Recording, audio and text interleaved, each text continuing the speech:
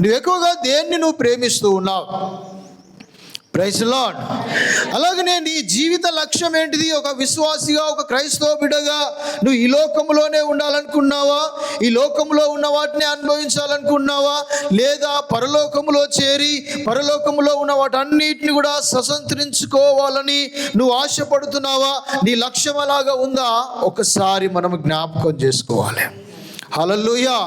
అలాగే నీ లోకంలో ఉన్నప్పుడు దేవుడు నీకు ప్రాణాన్ని, జీవాన్ని, బలాన్ని, సమయాన్ని నీకు ఇచ్చినప్పుడు నువ్వు దేనికోసం ఎక్కువగా దాన్ని వాడుతున్నావు? సమయాన్ని ఎక్కడ గడుపుతూ ఉన్నావు?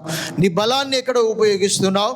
దేవుడు నిన్ను దీవించి, నిన్ను ప్రేమించి నీకు ఇచ్చిన కొంత ధనములో నువ్వు దాన్ని దేనికోసమో ఖర్చు చేస్తున్నావు అనే విషయంలో కూడా మనము పరిశీలన చేసుకునే వారం అంటున్నాం ప్రియులారా.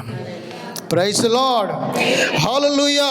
కనుక మన చేతిలో ఉండాల్సింది ఆ ధనమే, కానీ అది మన హృదయంలో ఉండకూడదు. మన ధనం అంటే ఎక్కడ ఉండాలి? మన చేతిలో ఉండాలి, కానీ దాన్ని హృదయంలో పెట్టుకొని మనం పూజించకూడదు.